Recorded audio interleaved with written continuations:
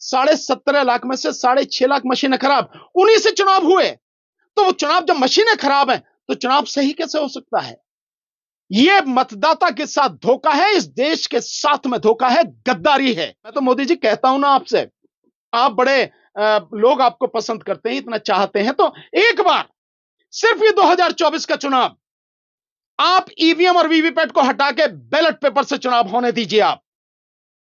आपको आपकी पता लग जाएगी कि इस देश के लोग आपको कितना पसंद करते हैं और इस देश के लोग आपकी सरकार से कितनी जल्दी मुक्ति चाहते हैं। आपको एक पल में पता लग जाएगी, इसकी जरूरत ही नहीं है। और मैं दावे के साथ कहता हूं, मोदी जी आप तो कह रहे सारी सीट जीत के आएंगे, आप बैलेट पेपर से चुनाव करा दो। अगर आप खुद भी जीत के आ जाएं तो भी बड़ी बात समझना, 40 से ज्यादा सीट बीजेपी जीत नहीं पाएगी। ईवीएम को पूरी तरह से खत्म करवाकर और बैलेट पेपर से चुनाव करवाकर ही अब हम दम लेंगे। 2024 का चुनाव हम किसी भी कीमत पर ईवीएम से होने नहीं देंगे। 2024 का चुनाव अगर होगा तो बैलेट पेपर से होगा, नहीं तो चुनाव होने नहीं देंगे। ये बनवा के इस पे एक A4 साइज का वो कागज लगवा के जिस पे लिखा हो ईवीएम हटाओ बैलेट पेपर लाओ, या ईवीएम हटाओ संविधान बचाओ, या। नमस्कार, आप देख रहे थे जनता लाइव, मैं हूं आपसे रवीना। आपका वोट आपका अधिकार, लेकिन इस अधिकार को लेकर भी अब सवाल उठ रहे हैं, क्या सही में नागरिकों को वोट का अधिकार अब सुरक्षित है? जिसको वो लोग चुनना चाह रहे हैं क्या वही सत्ता में आ रहा है? इसको लेकर अब इतने सारे सवाल खड़े हो चुके हैं और वो सारी चीजें ईवीएम पर जाकर रुकती है। ईवीएम हैकिंग, ईवीएम बैन, ये सारे टर्म्स आजकल इतना चर्चा का विषय बन चुके हैं। हर बड़े से बड़ा नेता इस पर सवाल कर रहा है, विपक्ष मजबूती से आगे आ रहा है और एक शख्स जो अभी हमारे साथ बैठे हुए हैं, एडवोकेट भानु प्रताप सिंह, लगातार ईवीएम पर सवाल उठाते आए हैं। इससे पहले भी, चुनावों से पहले भी लगातार ईवीएम पर बातचीत कर रहे थे और चुनावी नतीजों के बाद लगातार ईवीएम के खिलाफ आंदोलन छेड़ने की बात जो उन्होंने की है वो चर्चा में बनी हुई है। इन्होंने साफ साफ पिछली वीडियोस में कहा है कि निर्णायक लड़ाई ये ईवीएम के खिलाफ लड़ने वाले हैं, क्योंकि 2024 नजदीक है। लोकसभा चुनाव जो होगा इस बार, उसमें ये पता चलेगा कि किस तरीके की चीजें सामने आएंगी, जो भारत का लोकतंत्र है वो कितना मजबूत है और क्या चीजें हैं, ये सारी चीजें भी सामने आने वाली हैं। इन्होंने ऐलान कर दिया है कि 6 जनवरी को ये जंतर मंतर पर बड़ा धरना देने वाले हैं, बड़ा आंदोलन करने वाले हैं और पूरे देश भर से लोगों का समर्थन इनको मिल रहा है। कॉल्स आ रहे हैं, मैसेजेस आ रहे हैं और 6 तारीख को धरने में शामिल होने के लिए भी लोग हैं। इनसे जानते हैं कि जो तैयारियों की बात कर रहे थे, ये समर्थन मिलने की बात कर रहे थे, जब तारीख का अनाउंसमेंट हो गई है, जगह की अनाउंसमेंट हो गई है, क्या लग रहा है अब लोगों का समर्थन उतना ही है? और अगर अभी भी ये सारी चीजें शुरू होती हैं, कब तक जाकर खत्म होंगी ये निर्णायक लड़ाई, क्या मोड़ लेने वाली है, किस रुख की ओर जाने वाली है, ये सारी चीजें इनसे पूछ लेते हैं। सर, यहीं से शुरुआत करेंगे। जो ईवीएम के इर्द गिर्द जो सवाल अब उठने शुरू हो गए हैं, आपने भी आंदोलन का एक जिक्र कर दिया है, 6 तारीख को एक बोल दिया कि 6 तारीख को आप करने वाले हैं। क्या चल रहा है, कहां तक तैयारी पहुंची है? पहले तो आपका बहुत बहुत शुक्रिया।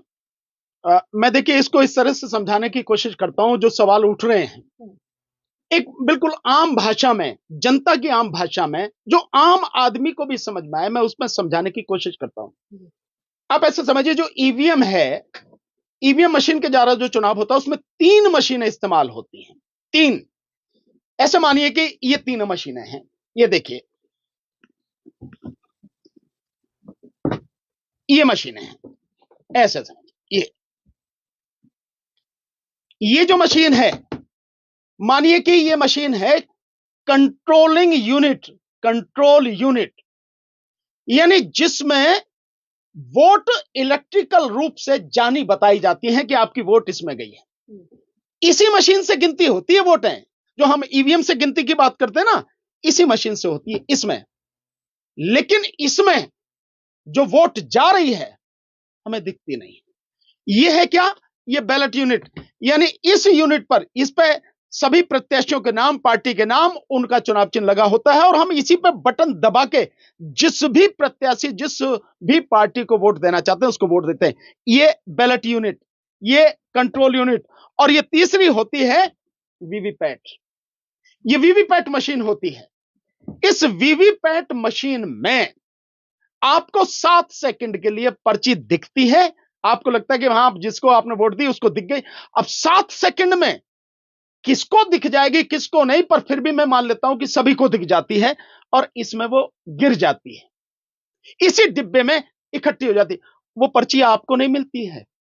आप उसे हाथ में लेके देख नहीं सकते, ये निश्चित नहीं कर सकते कि वाकई में आपने जिस पार्टी और जिस व्यक्ति को वोट दिए वो वोट आपकी उसी के खाते में, आपके हाथ में नहीं आती है।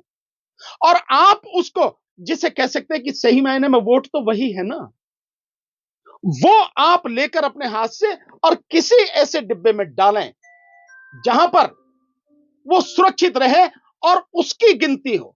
वोटों की गिनती की बात होती है ना, तो वोटों की गिनती, तो वोट तो इसमें है ना, इसका तो हमें पता ही नहीं है, ये कंट्रोलिंग यूनिट। तो ये जो मशीनें हैं, इस मशीनों में जिसकी गिनती होती है हमें पता ही नहीं, ना हमें दिखती है, ना हमें कोई जानकारी है कि वोट उसमें गई नहीं गई, कहां नहीं गई, हमें नहीं पता। और जिसमें हमें दिख रही है उसकी गिनती नहीं होती, वो हमें कभी मिलती नहीं है, कहानी खत्म।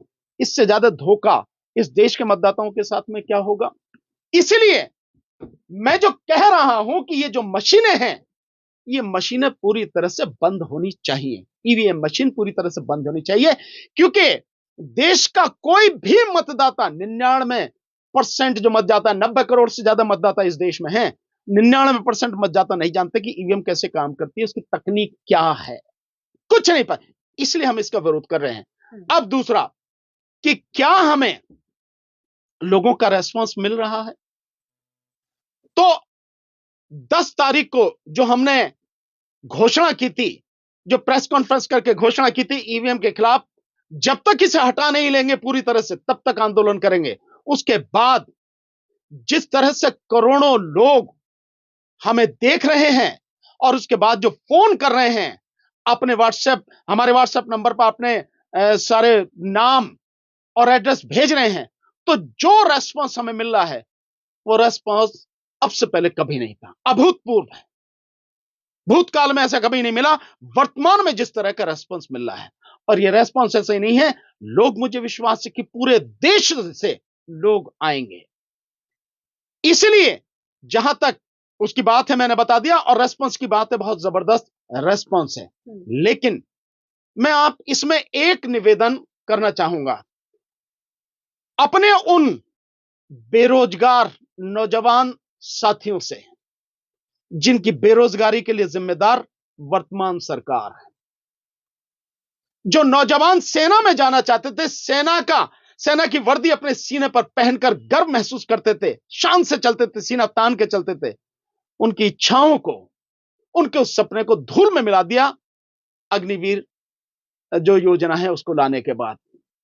वो सम्मान सब खत्म हो गया। तो वो और इसके अलावा जो करोड़ों की संख्या में पढ़े लिखे बेरोजगार हैं, नौजवान हैं, जिनका भविष्य बिल्कुल अंधकार में है, और 2024 में यदि प्रधानमंत्री मोदी जीत कर आते हैं तो आपका भविष्य पूरी तरह से खत्म हो जाएगा। मैं लिख के दे सकता हूं। उनसे निवेदन है, अगर अपनी स्थिति सुधारना चाहते हैं तो हमारा साथ दें, एक साथ आएंगे तभी होगा। मेरा उन किसानों से निवेदन है जिनकी बर्बादी के तमाम इंतजाम इस सरकार ने किए और आज भी उनकी बर्बादी के तमाम कार्य किए जा रहे हैं, धोखा दिया जा रहा है। 2022 तक आय दोगुनी करनी थी, कुछ नहीं हुआ, बल्कि महंगाई इतनी बढ़ गई कि सब खत्म हो गया। उनसे निवेदन करना चाहता हूं, किसान आंदोलन में कंधे से कंधा मिलाकर आपके साथ में रहा हूं 13 महीने। उन आंगनवाड़ी बहनों से करना चाहता हूं जिनके साथ उनकी लड़ाई में कंधे से कंधा मिलाकर मैं साथ रहा, विशेषकर उत्तर प्रदेश में 2017 में। मैं उन जो फौजी भाई हैं, जो ओआरओपी को लेकर, वन रैंक वन पेंशन को लेकर फौजी भाई लगातार आंदोलन कर रहे हैं, 3000 से ज्यादा लगभग उनको दिन हो गए आंदोलन करते करते, जिनको मोदी जी ने धोखा दिया, उनसे करना चाहता हूं जिनकी आवाज में लगातार उठा रहा हूं, साथ दीजिए, मेरी नहीं आपकी भी लड़ाई है। सीए एनआरसी के जितने भी आंदोलनकारी हैं, रहे हैं, उनसे मैं निवेदन करना चाहता हूं, उन सबको ध्यान होगा, मैं उनके साथ कदम से कदम, कंधे से कंधा मिलाकर पूरे देश में चला हूं। मैं, ये तुम्हारी तबाही और बर्बादी का इंतजाम हो जाएगा अगर ईवीएम को नहीं हटाया। मोदी सरकार अगर दोबारा जीत कर आ गई, उनसे निवेदन करता हूं, साथ दो। मेरी लड़ाई नहीं है, हर किसी की लड़ाई है, समाज की लड़ाई है। व्यक्तिगत अपनी लड़ाई नहीं कभी लड़ा, लेकिन समाज की लड़ाई के लिए हर पल साथ में रहा। तो सब साथ आए जैसे दे रहे हैं। सर, इतने लोग हैं, इतनी बड़ी जनता की संख्या है जो आपको कॉल भी कर रही है, जो साथ में भी आना चाह रही है। आपने भी इतने बड़े बड़े ऐलान कर दिए हैं कि निर्णायक लड़ाई होने वाली है। क्या 6 जनवरी शुरुआत है या फिर वहीं चीजें रुक जाएंगी? कैसे होने वाला है? 6 जनवरी के बाद की चीजें क्या होंगी? नहीं, देखिए, 6 जनवरी को चीजें रुकेंगी नहीं, किसी भी कीमत पर नहीं रुकेंगे 6 जनवरी के बाद। बल्कि 6 जनवरी को लोगों के सामने ही जितने भी संगठनों के लोग, जितने भी पार्टियों के लोग, मैं आपको एक बहुत मोटी सी जानकारी दे दूं, अब तक तकरीबन 20 पॉलिटिकल पार्टियां हमारे साथ आ चुकी हैं और लगभग 30 से ज्यादा संगठन हमारे साथ आ चुके हैं। मैं नाम सबके एक एक करके जब होंगे मैं आपको सब बताऊंगा। ये आ चुके हैं और अभी जिन लोगों ने मुझे मैसेज भेजे मैं देख रहा हूं, उसमें भी कई संगठन है, बड़े मजबूत संगठन है। और एक चीज और मैं आपको बता देता हूं कि इसमें बहुत बड़ी संख्या में भिन्न भिन्न पार्टियों के, यहां तक कि उन पार्टियों के लोग भी शामिल हैं जो पार्टियां मैदान में नहीं आ रही हैं। इसमें कांग्रेस के लोग बहुत बड़ी संख्या में शामिल हैं, आम आदमी पार्टी के लोग शामिल हैं, इसमें राष्ट्रीय जनता दल के लोग शामिल हैं, इसमें समाजवादी पार्टी के लोग शामिल हैं, इसमें मुस्लिम लीग के लोग शामिल हैं, ऐसी कितनी ही पार्टी, कम्युनिस्ट लोग शामिल हैं। ये साथ में जो लोग आ रहे हैं, सो बहुत बड़ी संख्या में लोग आ रहे हैं और 6 तारीख को उन्हीं लोगों के सामने वही जंतर मंतर पर यह ऐलान होगा कि आगे आंदोलन कैसे चलेगा और कब तक चलेगा।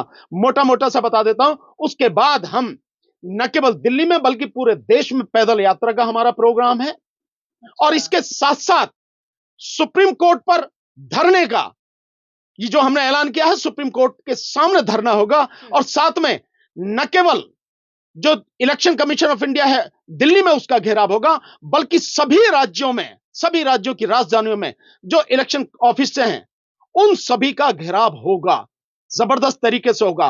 और पूरे देश से लोगों को कॉल किया जाएगा कि जब तक ईवीएम नहीं हटेगी देश को बंद करके रखेंगे। वो सारी चीजें हम लोग करेंगे, इसमें कोई बात नहीं है। लड़ाई बहुत बड़ी लड़ाई, अंतिम लड़ाई, और हमने कह दिया कि हम पूरी तरह से चाहे इसमें खप जाएं, हम मर जाएं, सरकार हमें मार दे, गोली से उड़ा दे, कोई चिंता इस बात की नहीं है। डर नहीं लग रहा है? नहीं, मतलब नहीं, डर की तो बात ही छोड़ दीजिए, लेकिन ईवीएम को पूरी तरह से खत्म करवाकर और बैलेट पेपर से चुनाव करवाकर ही अब हम दम लेंगे। 2024 का चुनाव हम किसी भी कीमत पर ईवीएम से होने नहीं देंगे। 2024 का चुनाव अगर होगा तो बैलेट पेपर से होगा, नहीं तो चुनाव होने नहीं देंगे। सर, पैदल यात्रा, सुप्रीम कोर्ट के बाहर धरना, इलेक्शन कमीशन का घेराव, इतनी सारी चीजें, इतना जन समर्थन, ये सब करने के बाद भी अगर ईवीएम पर कोई असर नहीं होता है, अगर 2024 तक ये सारी चीजें नहीं हो पाती हैं, तो फिर क्या बचेगा, क्या रहेगा फिर? सब लोग, सारी जनता इस बात को तय करेगी कि फिर क्या करना है। लेकिन ये आप निश्चित मान लीजिए कि एक भी वोट इस बार ईवीएम से पड़ने नहीं देंगे हम, चाहे जो हो जाए।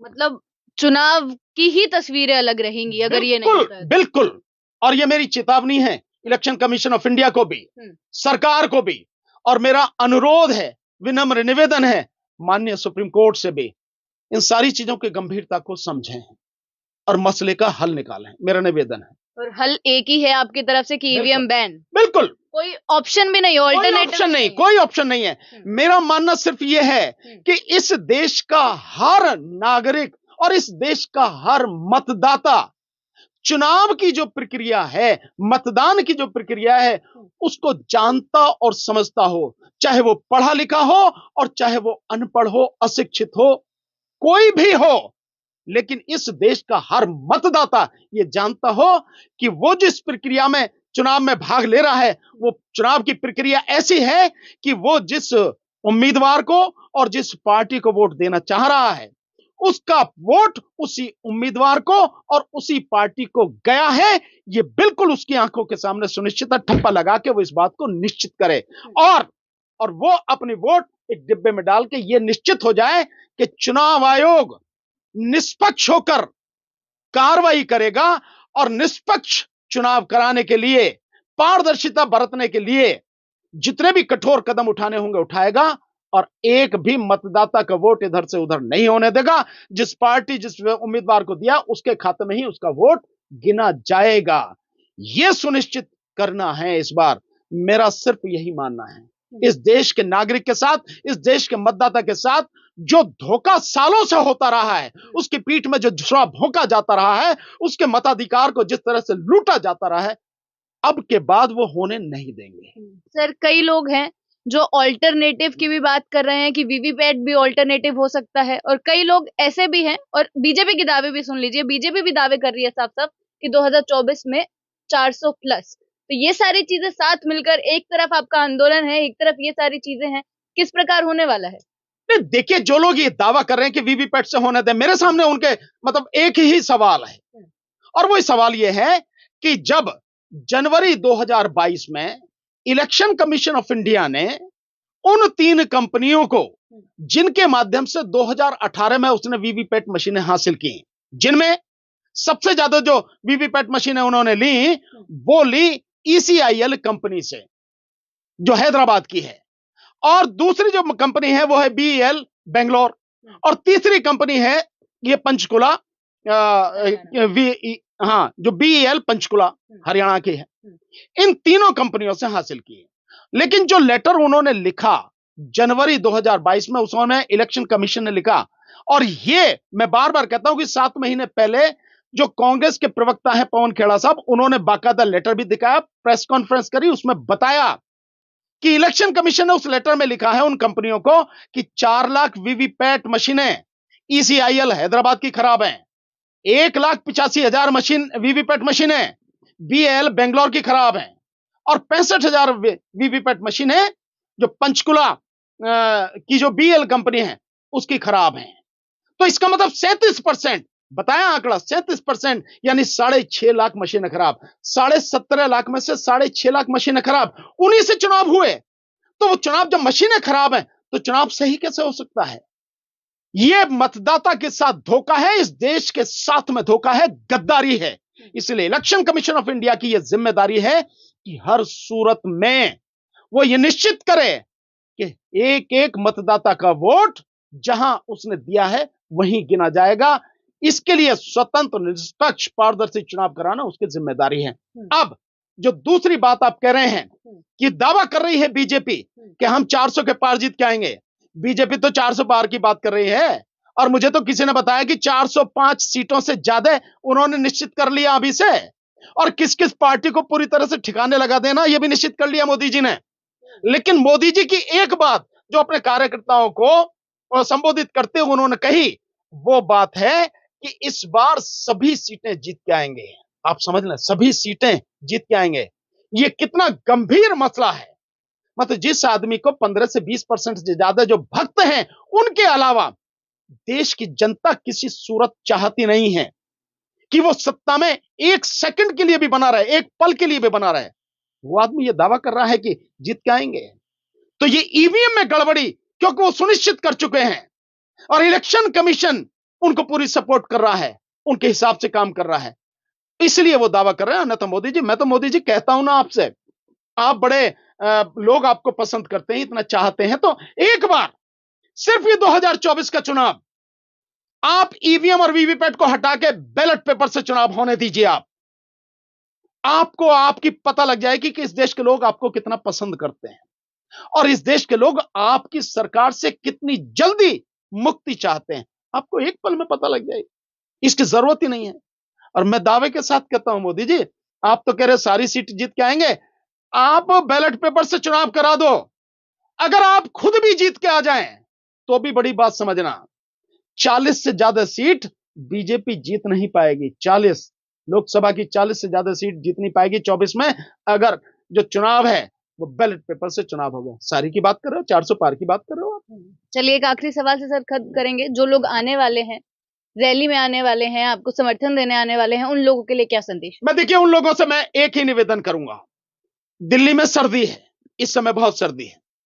इस सर्दी से बचाव का इंतजाम करके लेकर आए हैं। स्वेटर वगैरह ढंग से अपना पहन ओढ़ के आए, जर्सी वगैरह जो है, और रात में आएंगे चलेंगे, दूर दूर से लोग अगर चलेंगे तो अपना जो है गर्म चादर वगैरह, जैसी भी मतलब सर्दी से बचने की व्यवस्था कर कर लेकर आए। दूसरा, किसी से झगड़ना नहीं, किसी से उलझना नहीं है। आप एक लड़ाई के लिए जा रहे हैं, संघर्ष के लिए जा रहे हैं, जो बहुत ही शांतिपूर्वक तरीके से होगा, पूरी तरह से लोकतांत्रिक तरीके से होगा, और संवैधानिक तरीके से होगा।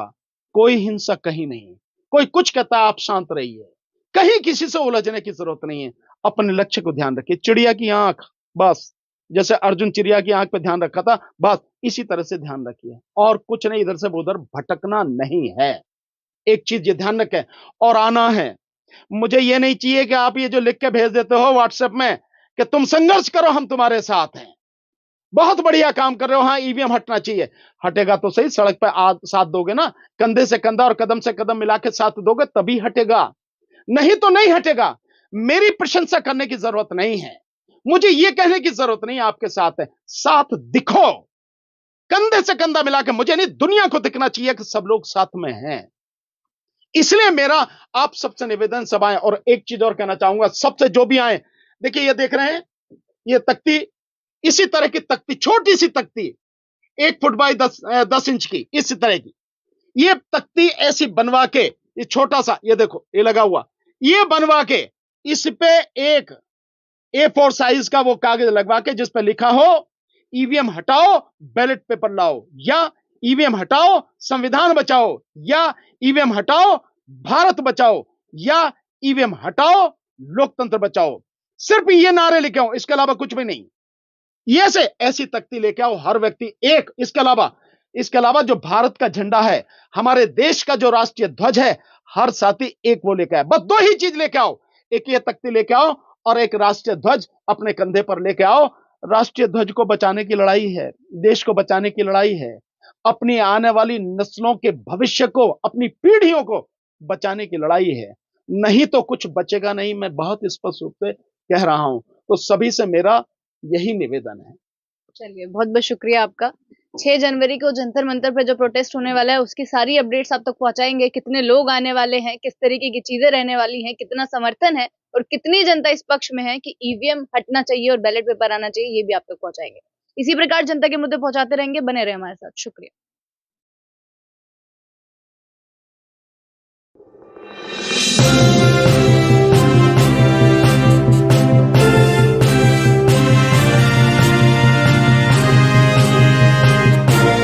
ಸಿಯಾನ್ ಚಾನೆಲ್ನ ನೋಡ್ತಾ ಇರಿ, ಸಬ್ಸ್ಕ್ರೈಬ್ ಆಗಿ, ಲೈಕ್ ಮಾಡಿ, ಶೇರ್ ಮಾಡಿ. ಮುಕ್ತ ಪತ್ರಿಕೋದ್ಯಮವನ್ನು ಬೆಂಬಲಿಸಿ. ನಮಸ್ಕಾರ.